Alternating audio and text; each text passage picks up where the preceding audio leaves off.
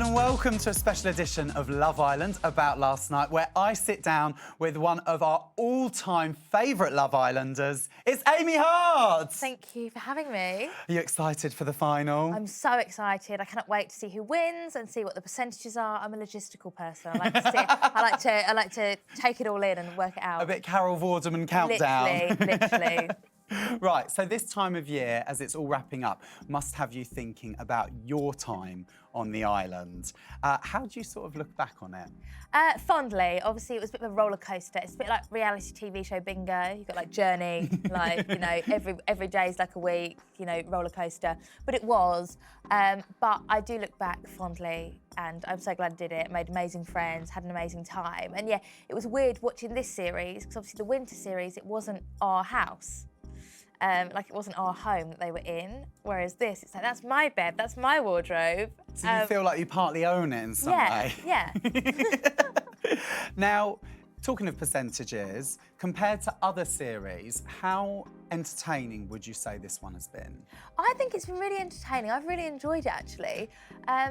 I mean, it's not the dizzying heights of Series 5, of course. Nothing like it. I'm joking.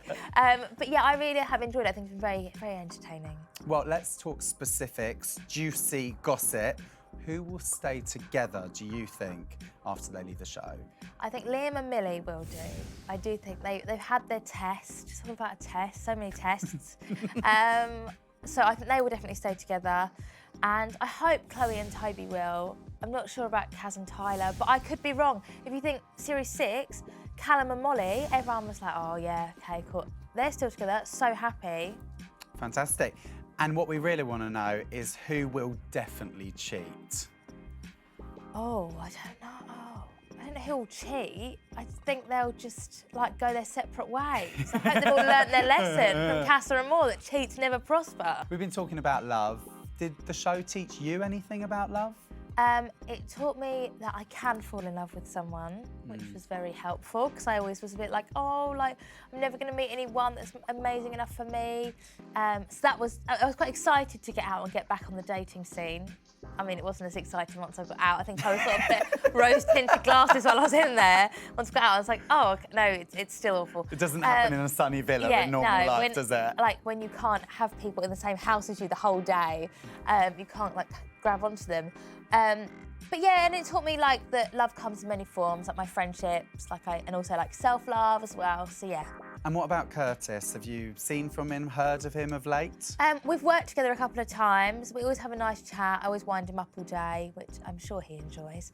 I just banter him all day. But yeah, like we're like sort of work colleagues, like friends type things. It's fun. You make it work. Yeah. Now listen, what we really want to know is how long has the show got left in your eyes? I think it's got as long left as people still love it. I think it shouldn't, like Big Brother, I think Big Brother went on too long. I think once it starts to peter off, it needs to be done. And if we were to make you producer for a day on Love Island, how could you shake it up to make it even juicier and fresher?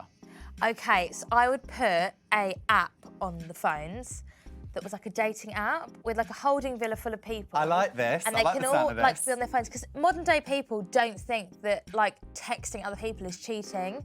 So they could all like message people, and then after like 3 days, they could say, you know, oh, do you want to bring this person in? But twist, all have like fake names, and so people think that they're talking to different people. So the boys will say to each other, oh yeah, I've been talking to Jodie, and they go, oh yeah, I've been talking to Christy. Turns out Jodie and Christy are the same person. And they bring them in. So a bit like The Circle meets Love Island. Yeah. And also on your interesting format point, I think people would be more likely to stray because at least in Casa Amor they're being watched. Yeah, exactly. And also Casa Amor, they're like away, they're not thinking about it. But I think with the phones, they're there, and like, you know, their girlfriend goes off to have a drink with the girls or whatever, and they're like, oh yeah, have a quick message. What type of person do you think you have to be to go into Casa Amor? I think to go into Casa Amor, you have to be bullshit. You've got one shot, you've got 3 or 4 days to secure the bag.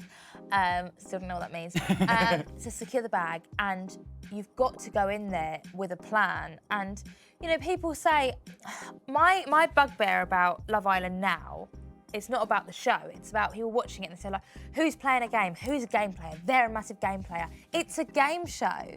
People don't go on Deal or No Deal and get slagged off for playing a game. Do you know what I mean? Like, it's a game at the end of the day. So, you know, if you're going into Casa Amor, you need to look at who's your easiest target, who you think you're most compatible with, who you think is going to be most likely to sort of stray. Lily is like the model Casa Amor girl, isn't she? She is, bless her, and I don't know whether she knew what she was getting into, that then she'd have this whole character arc even after she'd left the villa, that, you know, she'd be keep getting wheeled out to like do one-to-ones and stuff. And I think it's hard because nobody wants to be a villain and nobody wants to be a national hate figure.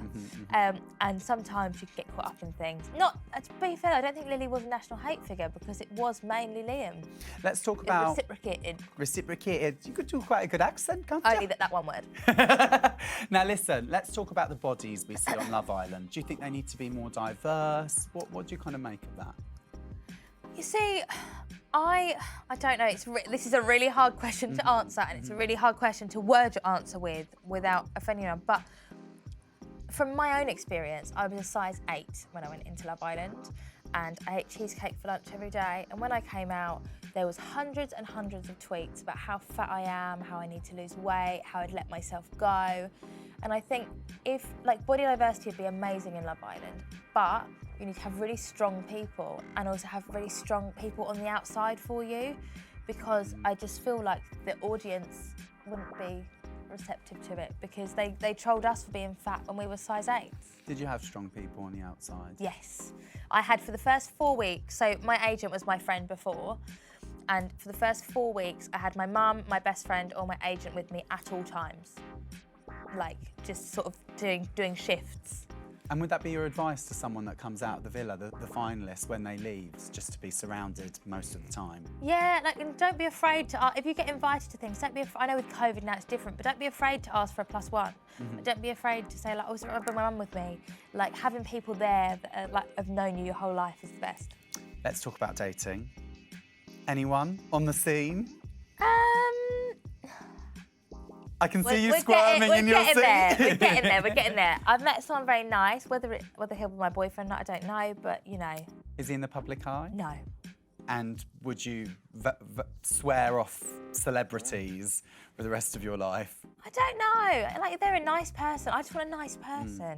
Well, my final question was going to be whether you had your eye on any of the Love Island boys this year. Is there a dignified answer who you find most visually pleasing? Most visually pleasing is probably Liam, and he's got a lovely personality. Obviously, he's had his transgressions, but we do still like him now. He's pulled it back. He's probably the best, but I love Millie as well, so I'm just going to ship them as a couple.